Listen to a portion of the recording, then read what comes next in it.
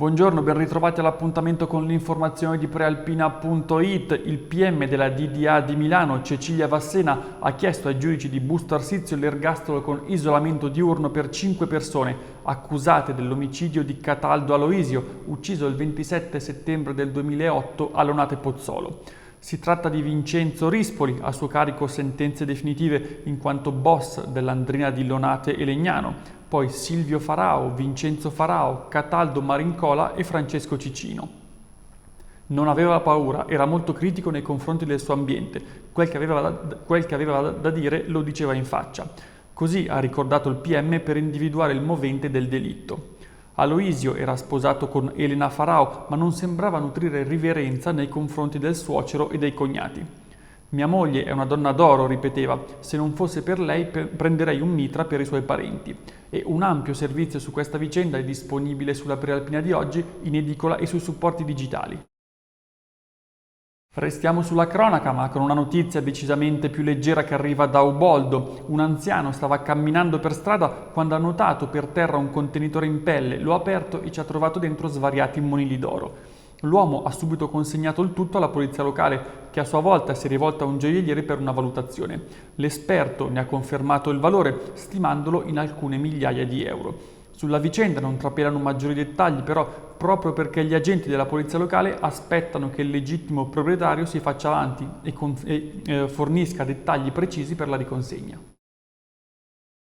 Muri scrostati, infiltrazioni d'acqua, docce fuori uso. Sono sempre più critiche le condizioni della palestra del Budokan di Busto Arsizio. La storica società di arti marziali è quindi alla ricerca di nuovi spazi per poter finalmente abbandonare quelli di via 5 giornate a Verghera di Samarate.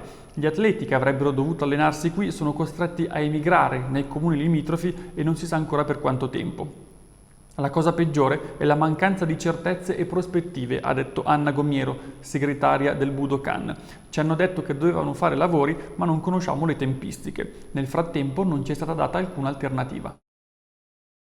Passiamo ora alla salute. Sono 340.000 le persone in provincia di Varese a cui viene offerto gratuitamente il vaccino anti-influenzale dai bambini agli over 65 e dal 18 ottobre gli aventi diritto possono richiedere il vaccino ai propri medici di base.